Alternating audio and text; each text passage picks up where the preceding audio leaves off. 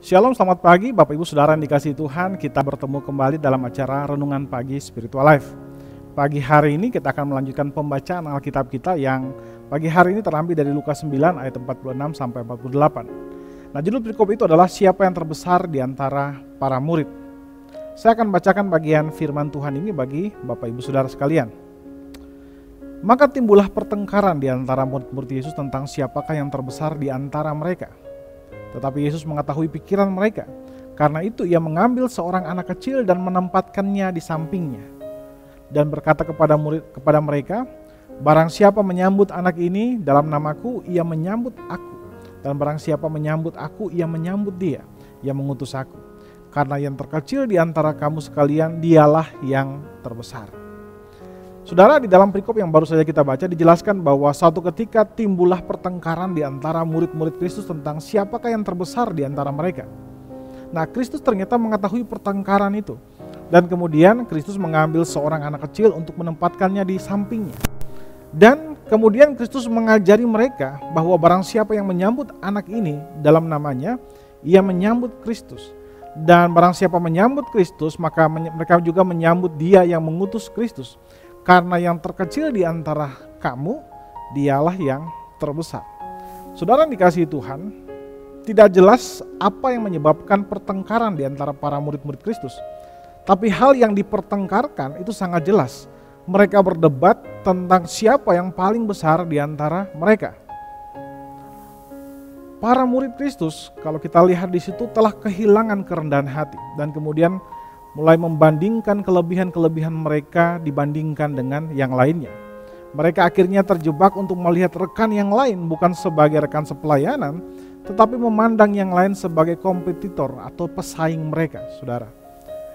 Nah, Kristus kemudian mengambil seorang anak kecil untuk mengajari mereka tentang nilai yang sesungguhnya di dalam kerajaan Allah, tentang yang menjadi besar atau yang menjadi terbesar. Yesus mengajarkan nilai yang penting, yaitu orang yang terbesar adalah bukan orang yang menyaingi orang lain, tapi orang yang terbesar adalah orang yang mampu menerima orang yang dianggap rendah oleh orang lain.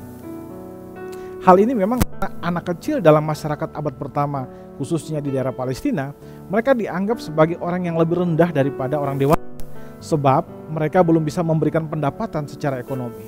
Bahkan justru kehadiran mereka itu kadang-kadang membuat keluarga mereka itu harus terbebani. Karena itu mereka biasa dianggap secara strata sosial, mereka dianggap belum produktif, masih lebih rendah daripada orang dewasa. Nah, Kristus berkata barang siapa yang bisa menerima orang seperti ini, maka dialah orang yang terbesar. Karena itu saudara, marilah kita belajar untuk rendah hati sama seperti Kristus. Ia mau menerima kita, meskipun kita merupakan orang-orang yang berdosa. Dan seringkali kita juga mengulang kesalahan-kesalahan kita. Dan hendaklah kita pun mau menerima sesama kita dalam segala keterbatasan dan kekurangan mereka. Bukan karena mereka atau kita adalah orang yang lebih baik daripada mereka, tapi karena kita menyadari bahwa kita pun bukanlah orang yang sempurna, namun Kristus mau menerima kita yang tidak sempurna ini. Saudara, sekali lagi kebesaran Kristiani bukanlah sejauh mana kita mendapat penghormatan, tapi sejauh mana kita menerima orang yang dianggap rendah oleh dunia. Mari saudara, kita ambil waktu sejenak untuk merenungkan firman Tuhan yang baru saja kita dengarkan. Saudara, apakah ada orang-orang yang tanpa sengaja atau dengan sengaja saudara merendahkan mereka? Saudara, marilah kita mengambil waktu sejenak untuk mendoakan hal tersebut. Berdoalah agar Tuhan memberikan saudara kemampuan untuk mengasihi dan menerima orang kecuali. Dan saudara pun harus meminta ampun jika tanpa sengaja atau dengan sengaja saudara merendahkan orang lain.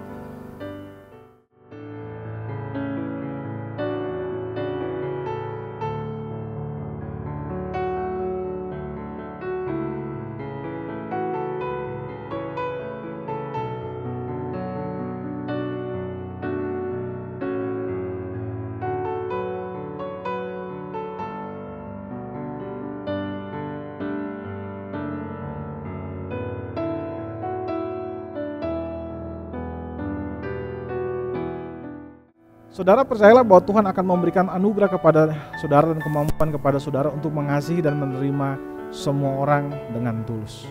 Mari saudara, kita tundukkan kepala, kita berdoa. Ya Tuhan Allah Bapa kami, terima kasih buat kesempatan pagi hari ini Engkau kembali berikan kepada kami anugerah untuk bisa kami bangun pagi hari ini untuk beraktivitas Tuhan Yesus. Kami tahu itu karena anugerah-Mu Tuhan. Dan terima kasih buat firman-Mu pagi hari ini yang sudah mengingatkan kami untuk bisa menerima orang lain apa adanya Tuhan Yesus.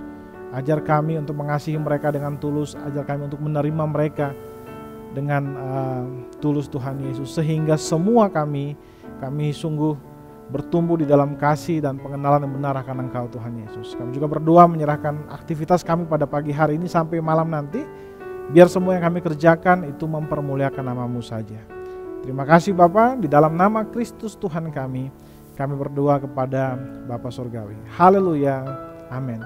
Amin. Bapak Ibu Saudara yang dikasihi Tuhan, selamat pagi, selamat beraktivitas dan Tuhan Yesus memberkati kita semua.